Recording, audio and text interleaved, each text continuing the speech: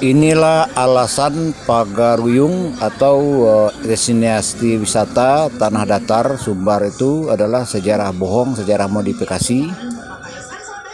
Di Pagaruyung tidak ada kesultanan, tidak pernah ada kerajaan, karena Pagaruyung yang saat ini destinasi wisata adalah tokoh bentukan Belanda untuk menandingi tokoh real. Memang ada kerajaan di Sorwaso. Jadi kerajaan Pagaruyung hanyalah dusta besar belaka.